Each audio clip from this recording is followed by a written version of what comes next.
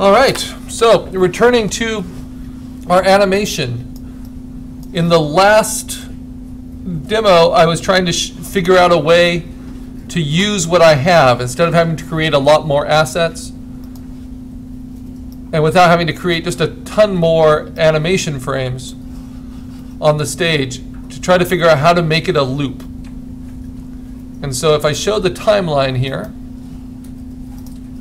I can run my test and we can see what I have.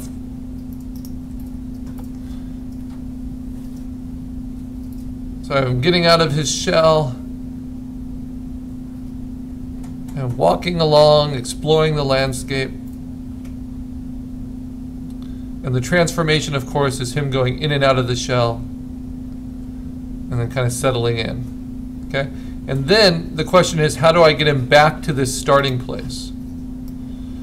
Or how do I get the viewer back to the starting place?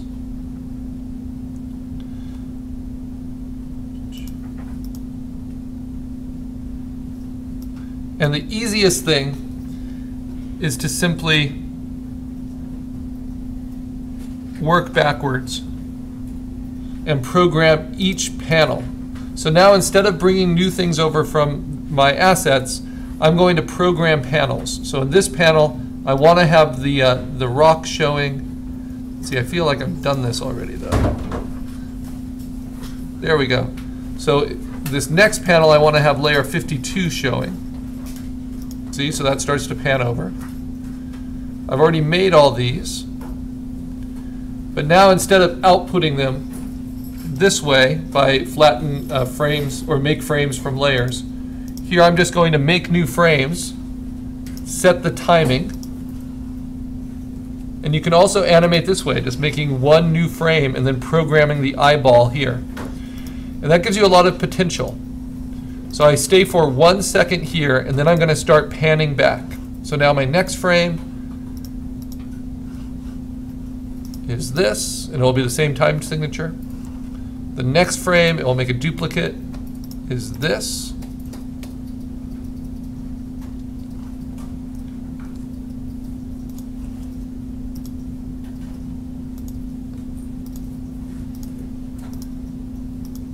Yep, and then the next frame, you're just following this eyeball.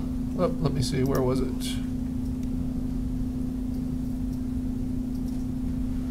So many. There it is, 54.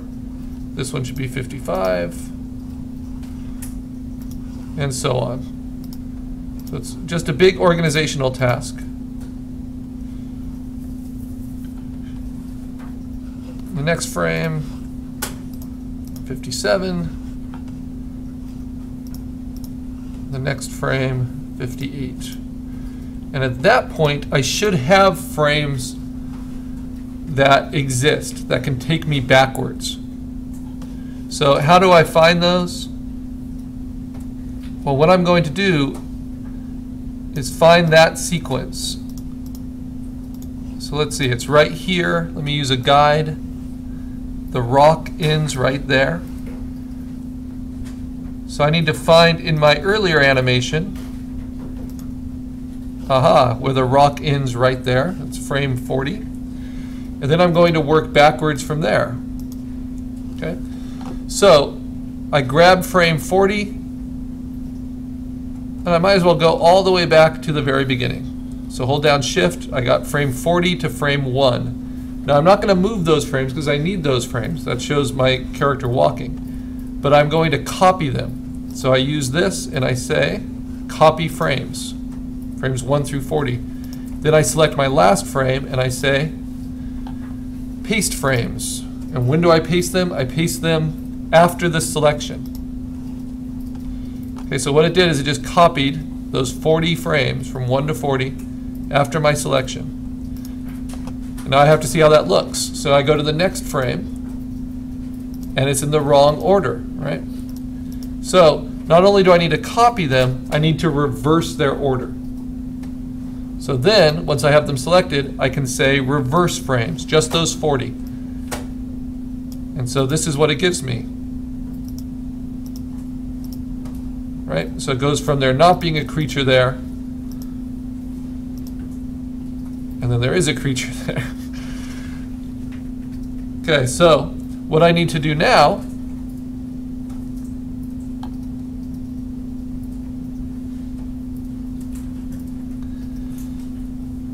is to turn off the creature in each of those frames.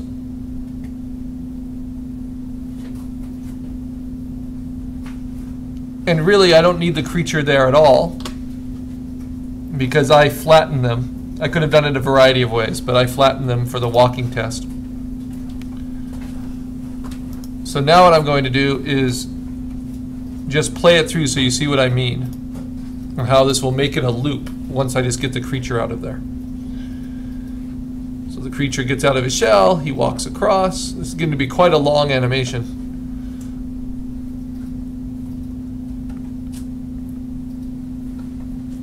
He goes back into his shell, he kind of hides behind the rock.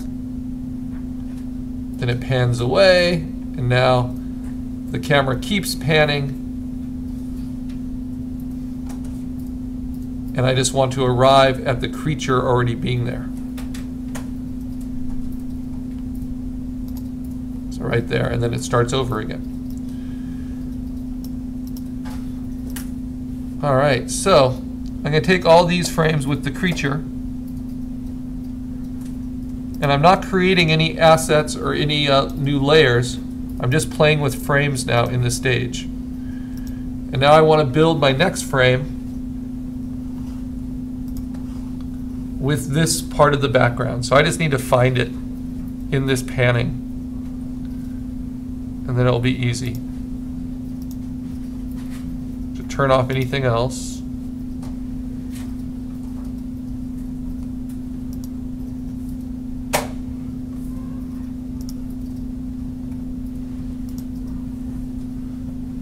Alright, so I think it's probably around here. Nope. Around there. Nope. Looking for where the rock hits there.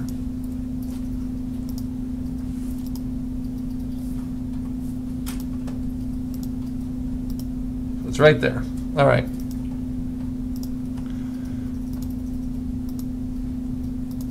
So a little bit of shift in lighting. We can live with that. This is just a GIF animation. And I'm going to have this one show next, right? Then I go to my next frame, and it will be the one underneath. And then the next frame,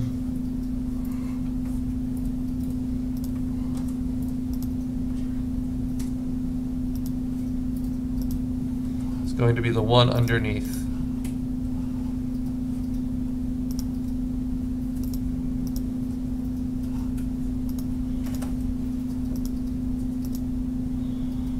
And then I create new frames until I get back to the beginning.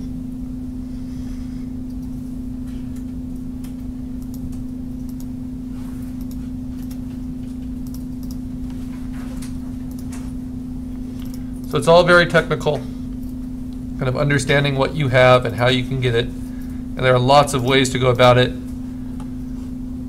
I'm always trying something new with each of these each time I demonstrate it, and so I always think later, oh, there's a more efficient way I could have achieved that. And that's the process of animating that's actually kind of fun, the problem-solving component of it.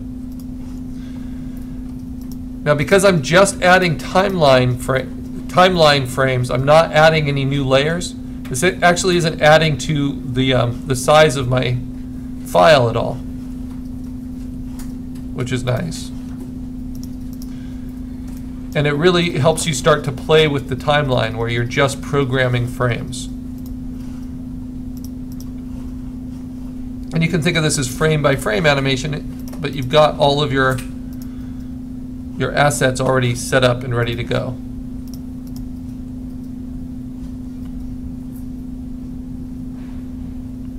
And then I'm going to show you how I can put kind of special effects over all of it, how I can individually play with certain frames, especially where a creature is, and make it even stronger.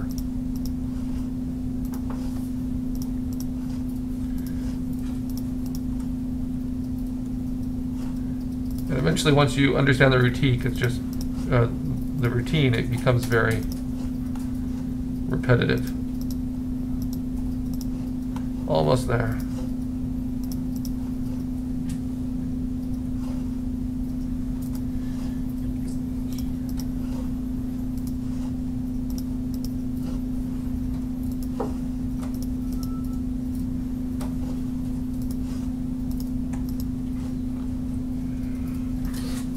Okay, now where this creature is,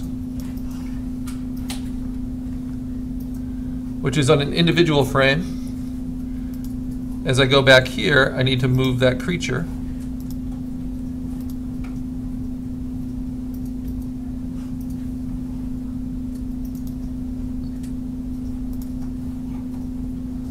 Let's see, how do I want to do it? No, I think I'll just turn it on for each frame.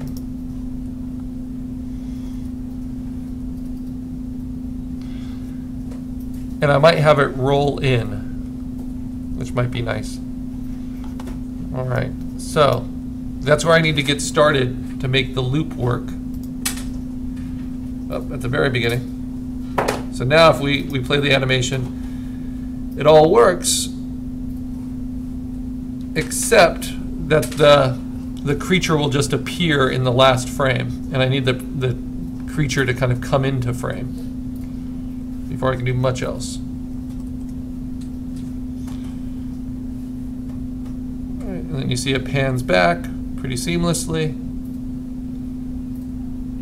and then the creature will just appear and it will start over again as a loop. So I need to figure out how to work from here.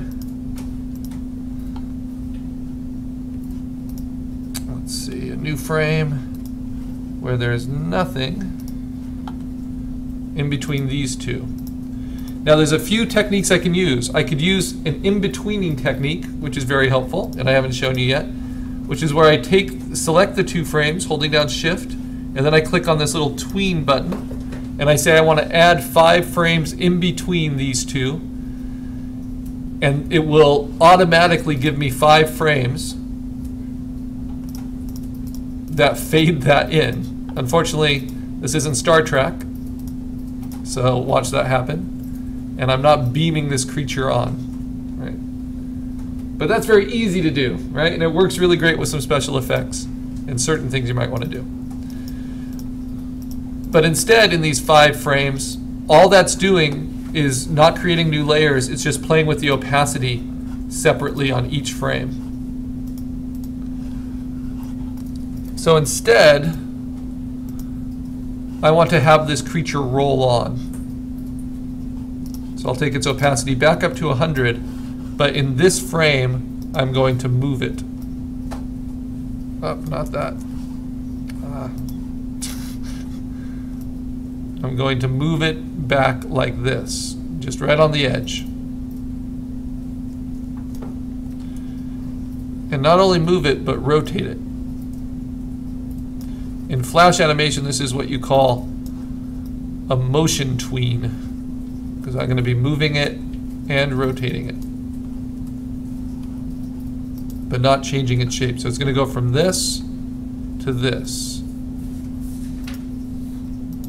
Oh, then I should turn on the lighting for that one. Okay, in the next one, actually, let me just get rid of all of those.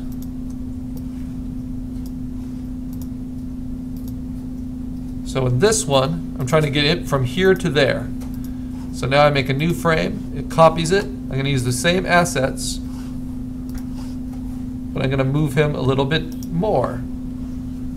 Move him in and rotate him a little bit more.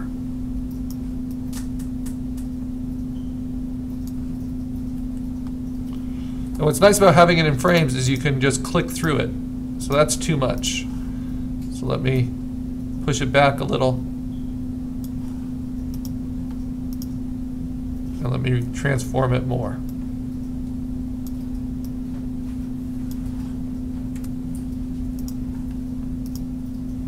Okay, and then the next frame, a little bit more.